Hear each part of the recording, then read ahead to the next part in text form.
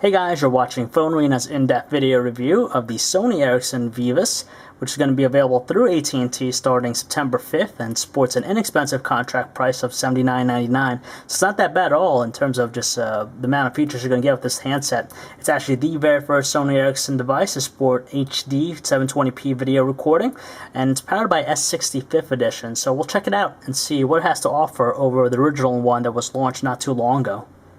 AT&T's version of the Vivaz hasn't changed from what we saw with the one launched overseas. It has that contemporary look that we definitely like about it. It has a design scheme similar to what you see on any digital camera, and it's made out of plastic all around, which does make it feel very slick in the hand and does attract a lot of fingerprints and smudges. We did tend to see a little bit of scratching happening too when we put it in our pockets. Overall though, it's a normal size, not that heavy at all because of the choice of materials employed, and does feel rather well constructed all around. So when you power on the Vivaz for the very first time, you're going to be greeted to its 3.2-inch resistive touchscreen. It has a resolution of 360 by 640, which is typical of any other S60 5th edition handset, and has support for 16.7 million colors. And we got to say, even though it's not a Super AMOLED panel or even AMOLED, it does a great job of displaying colors because they look pretty brilliant. And of course, the text is pretty easy to see just because there's a lot of clarity to it. Unfortunately, though, when you take it outdoors, it becomes almost unusable because you can't really see the screen that well.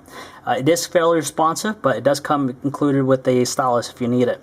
Right below it, you have the dedicated buttons here, the send and the menu key. On the left-hand side, you have a notch for the speakerphone, micro USB port, 3.5mm headset jack. On the right, you have a 2-level shutter key for your camera, a dedicated video camera button, and of course the nice size volume rocker. On the top, you have a lock, unlock, and even the power key. And on the back, you're treated to its 8.1 autofocus camera with LED flash, and when you remove the back cover, it gives you access to the battery, SIM card slot, and the micro SD card slot.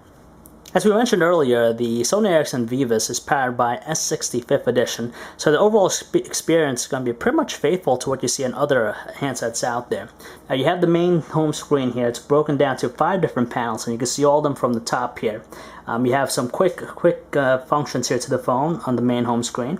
To the left of this one, you have the Twitter client, and to the left of that one, you have your favorites. To the right of the home screen, the main home screen, you have one for your photos, so you can view all your photos on here. And to the right of this one is going to be just some quick applications you can launch. Getting to the main menu, just press the main menu button on the handset, and it's laid out in typical fashion of other S60 handsets. It's very useful. It's laid out in grid-like format, and if you've used S60 5th edition, it's going to be quite familiar. Overall, though, we didn't notice any lag or any issues as far as moving about the platform, and it remains faithful to what you see out there. Seeing that it's a touchscreen-only device, there's going to be a bunch of different options for text input. The main one here, you have the numeric keypad for your traditional way of typing text. You also have one for handwriting, so if you get good at this, you'll be able to use it. And the other options, of course, the on-screen QWERTY keyboard, which is pretty cramped when it's in portrait. You're going to definitely need to use the stylus, but if you put it into landscape, it's going to provide you for a better experience just because it's slightly bigger, but we did still find ourselves just typing very slowly just because of the resistive panel, but it is pretty accurate. The web browsing experience on the Vivaz is pretty decent just because it managed to load up our page fairly quickly, and on top of that, it rendered it properly too. It lacks kinetic scrolling, so you're going to really need to hold down the resistive touchscreen to move about the website. You could zoom in by simply double tapping an area, or by either pressing the dedicated zoom button here to zoom in even more. It does a great job, as we said, and should be more than acceptable for anyone out there. The music player in the Vivaz is pretty much the same as the original one here. It's broken down by artists, albums, tracks, and the interface itself is a nice looking one, to tell you the truth, even though it's typical of any other handsets out there. We'll have the album cover, the information, and also some on-screen controls.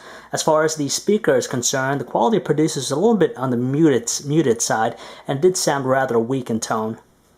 We didn't find any problems playing back any of the videos we had on the Sony Ericsson Vivaz. The video that we have here loaded is encoded in MPEG-4 1280 by 720 resolution. As you can tell, it produces some rich looking colors, very smooth visuals, and didn't have any evidence of any slowdown or lag, so the experience is going to be pretty great out there. Easily the biggest feature on the Vivaz has to be its 8.1 megapixel autofocus camera.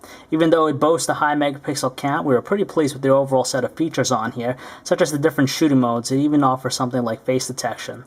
Now, taking a photo is pretty simple. All you gotta do is just press the shutter key slightly to focus in, and you press it all the way down to take the shot.